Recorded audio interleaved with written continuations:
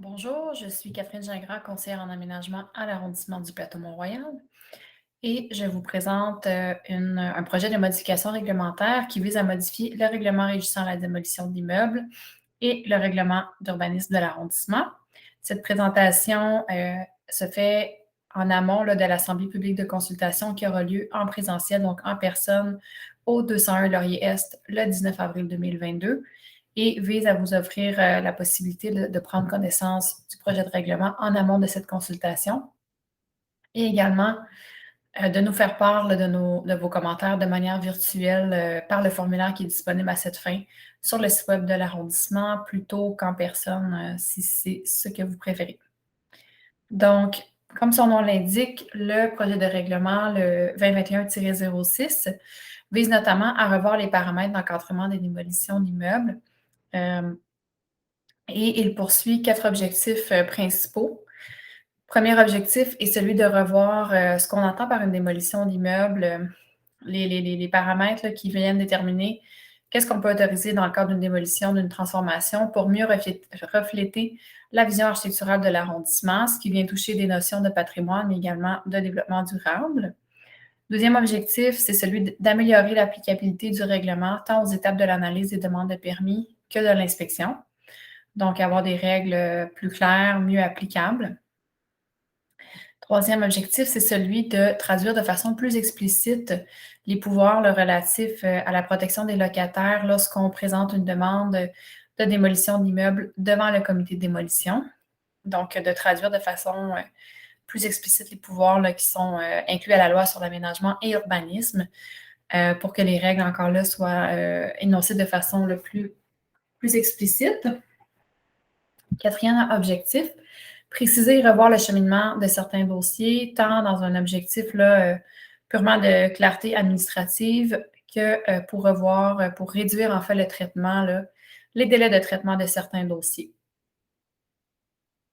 Avant d'aborder les propositions qui sont incluses à cette modification réglementaire, retour en arrière et mise en contexte. Si on retourne en 2004, la notion, en fait, la définition de démolition qui prévalait à cette époque-là, on disait que la démolition d'un immeuble équivalait à la destruction de plus de 50% du volume d'un bâtiment, sans égard aux fondations.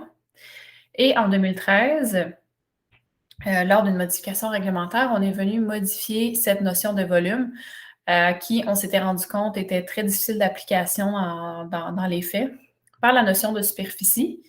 Donc, une démolition, c'est devenu la destruction de plus de 35% ou de 45% de la superficie totale des murs extérieurs et du toit d'un immeuble, dépendamment du pourcentage des éléments porteurs intérieurs qui étaient touchés et des niveaux de plancher. Encore une fois, c'est sans égard aux fondations et sans égard aux murs mitoyens. On se retrouve en 2022 aujourd'hui, donc encore une fois, 9 ans plus tard, avec certaines leçons et constats qu'on a tirés après l'application de la définition qui prévaut en ce moment là, de démolition.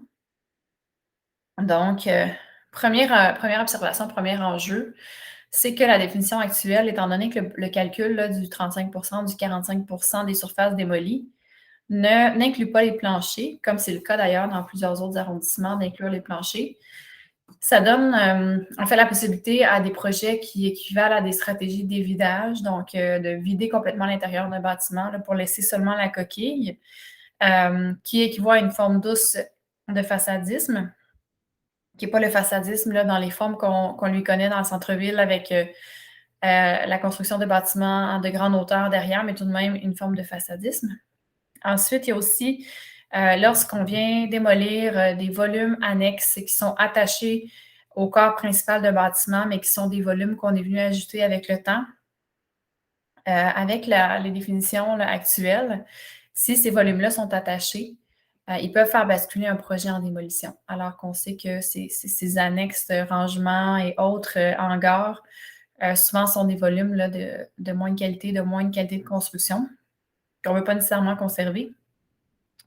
Autre enjeu observé, c'est que la restauration d'un mur de maçonnerie massive peuvent, en ce moment, là, avec les définitions qui prévalent de démolition, faire basculer un projet en démolition. En fait, un mur de maçonnerie massif, qu'est-ce que c'est? C'est un mur qui est fait de plusieurs rangs de briques ou de plusieurs rangs de briques et un rang de pierre. Ce qui fait que c'est la brique et la pierre sont à la fois le parement et la structure. Contrairement là, à ce qu'on connaît de façon traditionnelle, souvent pour les bâtiments anciens là, de l'arrondissement du plateau, une structure, des murs qui est en pièce sur pièce ou en carré de bois avec un parement de briques. Parfois, pour ces genres de murs-là, ce n'est pas possible de venir toucher le parement sans venir toucher la structure. Autre enjeu observé, c'est les transformations en fait, des projets de transformation lors de l'étape de l'analyse de la demande de permis qui deviennent des démolitions en chantier. Donc, c'est quelque chose qu'on veut éviter là, en pouvant mieux capter est-ce que ça avoir moins de situations limites qui font qu'en chantier, on va tomber en démolition. Donc, c'est un des enjeux principaux qu'on a observé.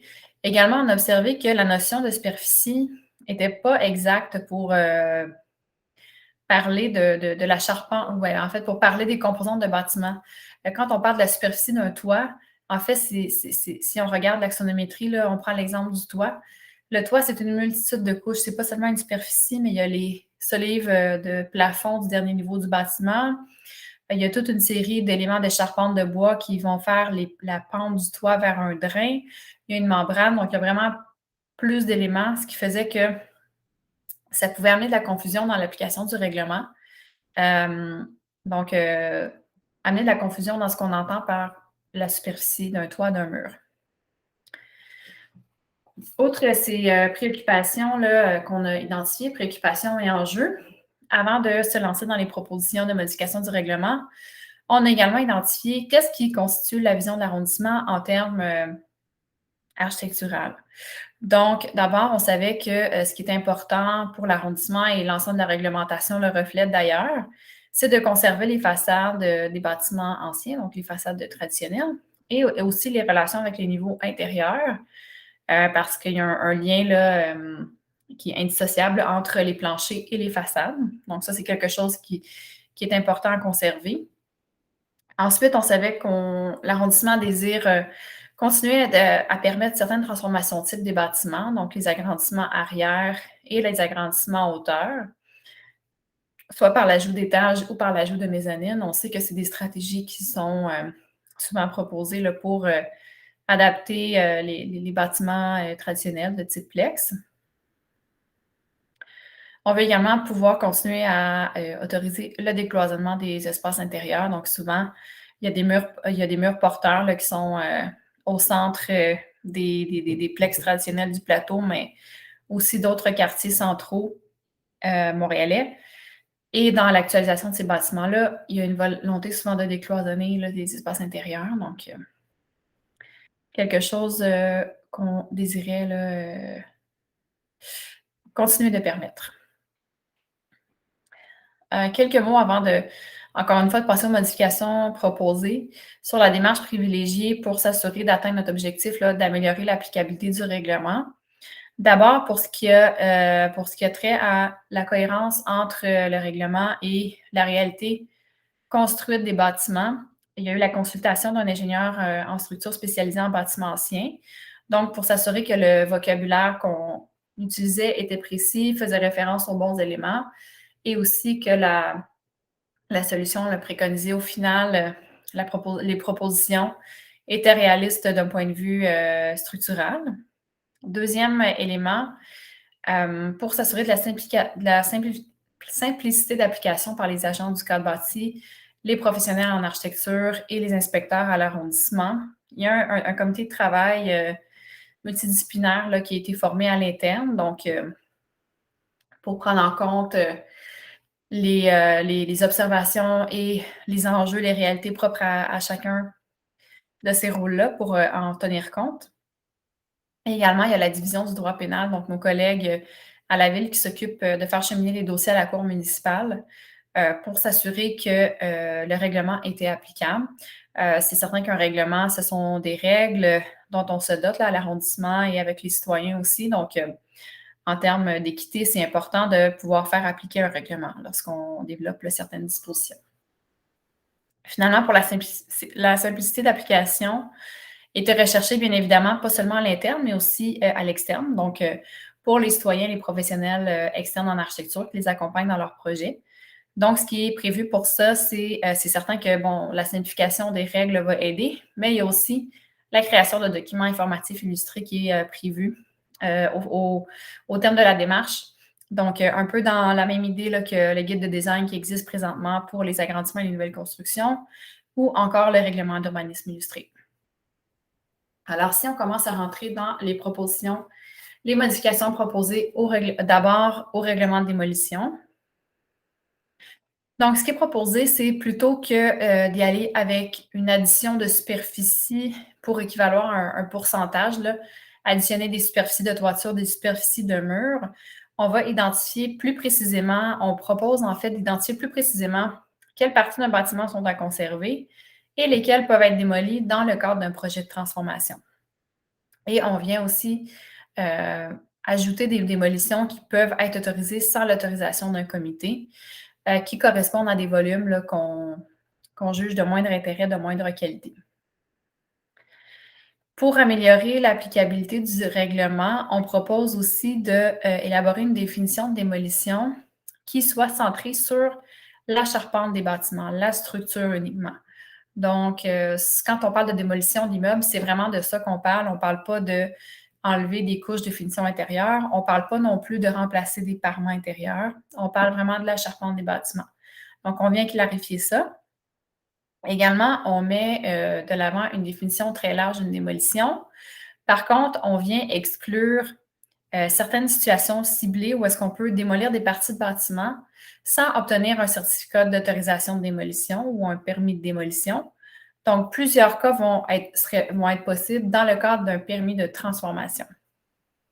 Également, on veut réduire le principe d'addition de superficie parce qu'on s'est rendu compte que le fait d'additionner 5 d'une toiture d'une partie du bâtiment qui fait 2 étages, 10 d'une toiture d'une autre partie d'un bâtiment qui fait 1 étage et des pourcentages de murs ici et là, c'est ce qui nous amenait beaucoup dans les situations limites à 34,9 lorsqu'on pouvait en démolir 35 et qui pouvait ensuite amener des démolitions qu'on constatait seulement en chantier. Également, on propose de venir ajouter des nouvelles définitions, donc définition de dispositif de pente d'une toiture, structure de plancher, structure des murs extérieurs, par exemple, pour être vraiment précis dans ce qu'on désigne là, lorsqu'on parle de la structure de bâtiment et de ses différentes composantes. Donc, comme je le disais, il y a une définition très générale, très large, qui est proposée d'une démolition, qui va remplacer la définition, qui remplacerait en fait la définition actuelle. Donc, on propose qu'une démolition devienne une intervention qui entraîne la destruction totale ou partielle de la structure des planchers, de la structure des murs extérieurs ou de la structure du toit d'un bâtiment. Donc, une définition très large. Par contre, comme je le mentionnais, on propose d'exclure plusieurs situations à la nécessité d'obtenir un certificat d'autorisation de démolition. Donc, de pouvoir démolir certains éléments en restant dans le cadre d'un permis de transformation. Donc, pas besoin de permis de démolition, pas besoin non plus de présenter au comité de démolition. Premier élément d'exclusion, c'est les dispositifs de pente d'une toiture. Donc, tous les éléments de charpente qui font la pente, la membrane de toiture. Ça, on peut le démolir, on pourrait en fait démolir dans le cadre d'un permis de transformation. On propose aussi d'exclure l'ensemble de la structure du toit, donc autant les dispositifs de pente que les solives du plafond du dernier niveau d'un bâtiment, lorsqu'il y a ajout de mezzanine ou d'un ou de plusieurs étages. Et ça, c'est parce qu'on s'est rendu compte que souvent, les solives là, du dernier niveau d'un bâtiment sont trop espacées ou sont de trop petites dimensions pour supporter ces étages-là. Donc, on voulait offrir la flexibilité là, pour pouvoir continuer d'autoriser en transformation les ajouts d'étages et de mezzanine. Autre élément d'exclusion, la structure du toit, donc la structure complète cette fois-ci, incluant les solives du dernier niveau, du plafond du dernier niveau d'un bâtiment équivalent à 25 de la superficie totale du toit d'un bâtiment, lors d'interventions qui n'incluent pas d'ajout de mezzanine ou d'ajout d'étage. Donc, ça, c'est pour permettre, par exemple, des puits de lumière ou simplement des édicules au toit, donc un très petit volume là, qui permet seulement d'avoir un accès pour une terrasse au toit, par exemple. Et c'est avec la prochaine exclusion, les deux seuls endroits où est-ce qu'on garde un pourcentage là, qui devra être démontré au plan et validé là, du côté des équipes des permis à l'arrondissement. On aurait bien aimé éliminer toute forme de chiffre de pourcentage. Il nous en reste à deux endroits. C'est pour la question d'un pourcentage de toiture et un pourcentage de la superficie totale des planchers d'un bâtiment, sans compter les planchers en sous-sol. Donc, encore une fois, ça peut être pour un puits de lumière qu'on vient autoriser de démolir l'équivalent de cette superficie-là. Ou encore, ça pourrait être pour, par exemple, avoir des circulations verticales avec une ouverture sur les étages inférieurs. Et comment on est arrivé à ce chiffre de 25 c'est en révisant des dizaines de projets là, qu'on a eus par le passé qui avaient ce genre de stratégie, donc avoir des escaliers un peu plus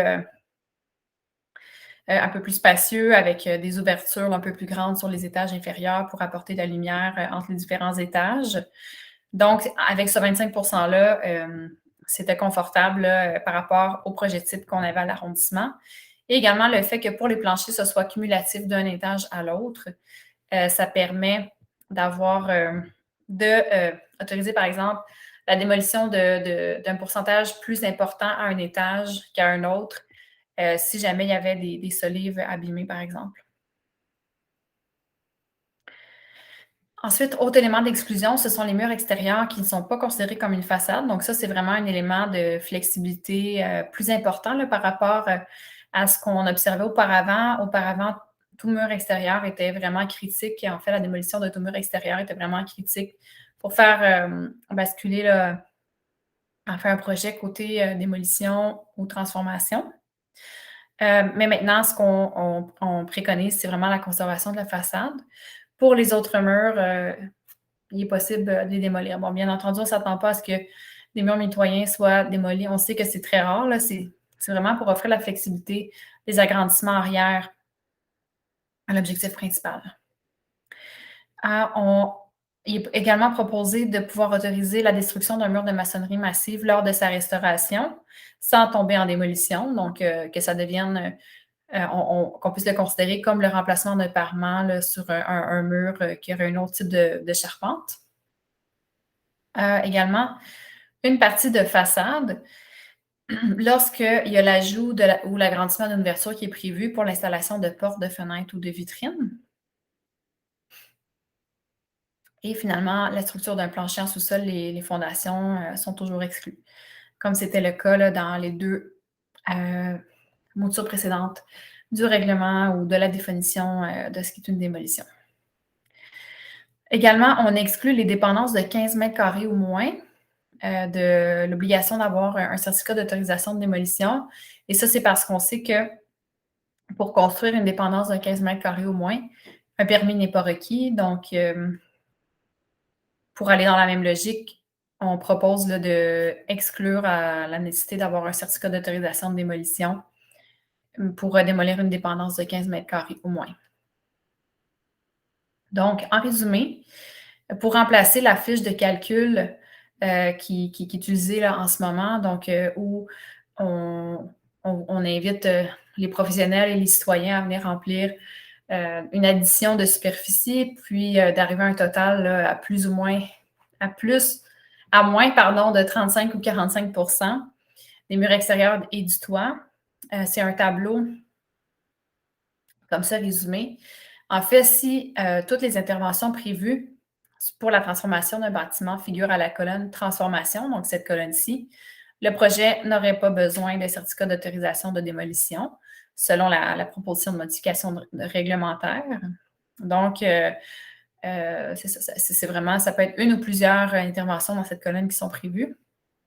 Alors que si une ou plusieurs interventions figurent à la colonne de démolition, Le projet va nécessiter un certificat de démolition et une présentation également au comité là, de démolition. Donc, ce qui peut faire basculer un projet en démolition, c'est de démolir la structure d'une toiture à plus de 25 de la superficie s'il n'y a pas de projet d'ajout de mezzanine ou d'étage. Il y a également destruction de la façade, totale ou partielle, si ce n'est pas pour ajouter des vitrines, des ouvertures, comme des portes, des fenêtres. Et également, si on détruit la structure des planchers pour correspondre à plus de 25 de la superficie totale des planchers d'un bâtiment principal, excluant le sous-sol. Également, il y a certaines interventions qui vont toujours nécessiter un certificat d'autorisation de démolition, mais qui n'auront pas besoin de passer au comité. Donc, les dépendances accessoires à l'usage d'habitation, qu'elles soient attachées ou détachées du bâtiment principal. Donc, les hangars, espaces d'entreposage, etc. Et les avant-corps qui ne font pas partie de la volumétrie d'origine d'un bâtiment. Un exemple de ça, c'est, en fait, un avant-corps, c'est un volume qui est ajouté avec le temps, souvent en matériaux plus légers. Et on en trouve plusieurs exemples sur Saint-Denis. Il y a plusieurs façades commerciales là, qui comportent des avant-corps comme ça. Donc, c'est pour faciliter en fait la démolition de ces éléments-là. Pour améliorer l'applicabilité du règlement, il y a aussi la proposition qu'on a d'augmenter les montants d'amende en cas d'infraction. Tout d'abord, personnes physiques et personnes morales n'étaient pas encore distincts à notre règlement, alors que c'est le cas dans plusieurs autres arrondissements. Un projet de transformation pour un citoyen n'a pas le même impact, n'a pas la même portée pour un citoyen que pour un promoteur. Donc, afin d'avoir un réel effet dissuasif sur les promoteurs, on augmente, les montants d'amende vont être plus élevés pour les promoteurs que pour les citoyens, pour les personnes physiques, en fait. Également, il est proposé de moduler les amendes en fonction de la valeur foncière des immeubles pour les cas de démolition sans autorisation du comité ou encore le non-respect des conditions émises par le comité.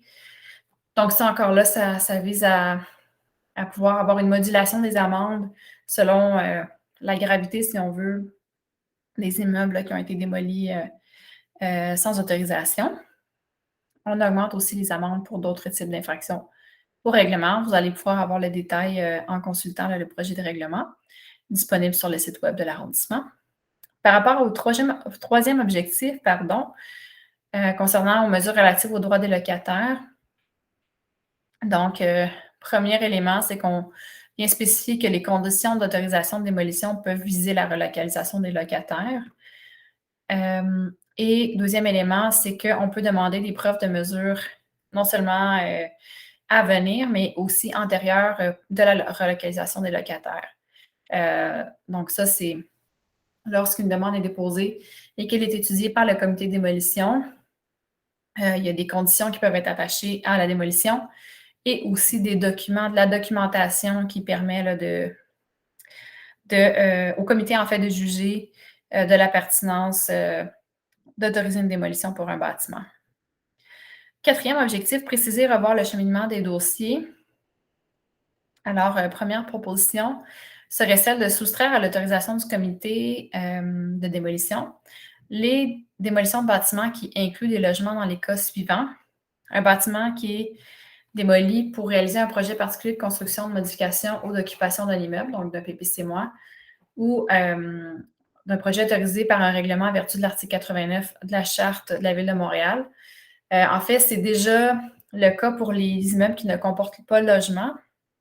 Et là, ce qu'on veut, c'est augmenter cette exclusion là, aux bâtiments qui comportent des logements. Parce qu'une procédure, par exemple, de projet particulier a déjà un mécanisme d'assemblée publique, donc de présentation devant le public, déjà la possibilité pour les citoyens de commenter un projet et dans certains cas, lorsqu'il y a approbation référendaire, de s'y opposer. Donc, pour ne pas dédoubler les procédures, on propose de se prononcer sur la démolition d'un immeuble dans le cadre même de la démarche du projet particulier, plutôt que d'avoir la double démarche du comité de démolition. Il y a des modifications administratives aussi, là, mais ce sont des points strictement technique, si je peux dire, pour décrire de façon plus claire la différence entre un certificat d'autorisation de démolition, appelé plus couramment aussi un permis de démolition, et une autorisation du comité. Les situations qui vont entraîner la révocation d'une autorisation du comité et tout le processus de délivrance d'un certificat d'autorisation de démolition.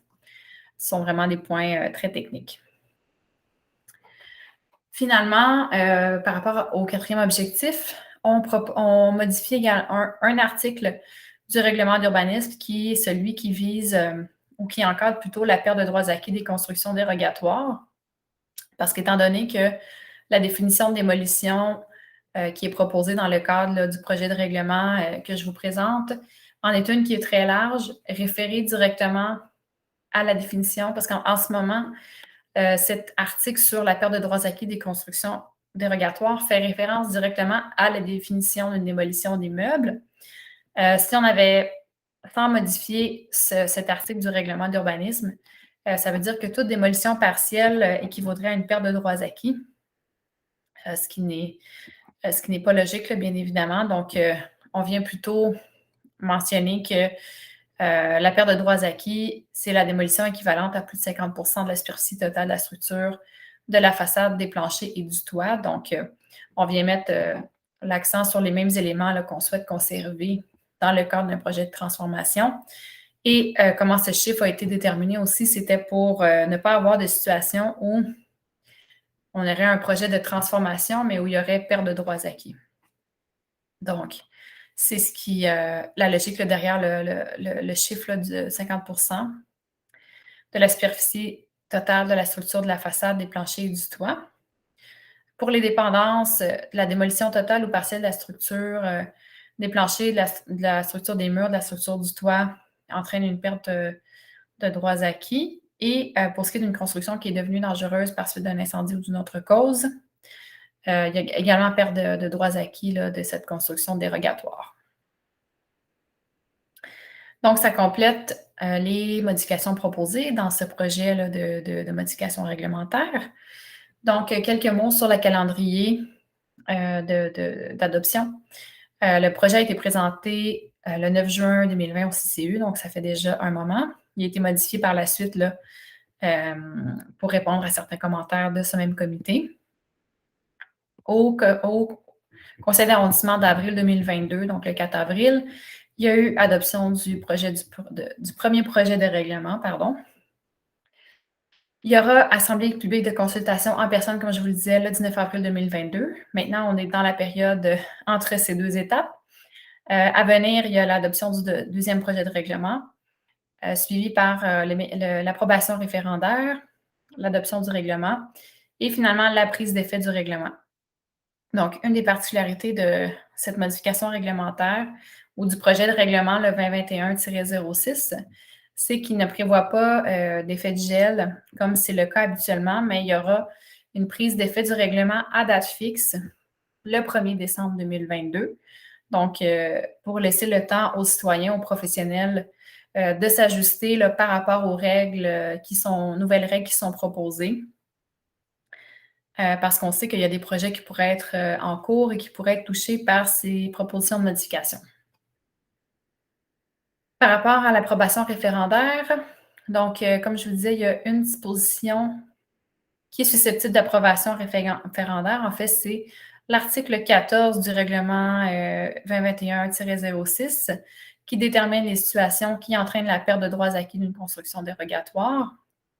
Donc, il est possible de déposer une demande d'approbation référendaire pour cet article-là précis là, du projet de règlement. Pour être valide, la demande doit répondre à plusieurs critères. Donc, provenir d'un résident, propriétaire d'immeuble ou d'un occupant de toute zone comprise dans le territoire de l'arrondissement ou d'une zone contiguë. Il faut que la disposition, donc l'article du règlement, la disposition qui est visée par la demande d'approbation référendaire soit identifiée, tout comme la zone d'où elle provient. Il doit y avoir au moins la signature de 12 personnes par zone, ou la majorité si la zone compte 21 personnes ou moins, et doit être reçu par l'arrondissement au plus tard 8 jours suivant la publication de l'avis public.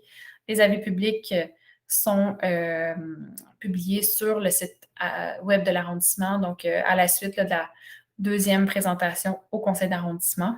Donc, vous pouvez rester à l'affût de cette publication pour entamer ce genre de demande. Et finalement, pour la section questions et discussions, je vous dirige vers le formulaire qui est disponible sur le site web de l'arrondissement là, pour poser vos questions et élaborer vos commentaires. Ces commentaires et questions seront compilés et présentés à l'Assemblée publique qui aura lieu en présentiel le 19 avril 2022. Et ils seront également pris en compte là, lors des réflexions sur le projet de règlement. Donc, c'est possible pour vous de vous exprimer virtuellement via ces formulaires plutôt que de vous présenter en personne le 19 avril 2022, si c'est l'option que vous préférez. Donc, merci et au plaisir de vous lire sur ce projet de règlement.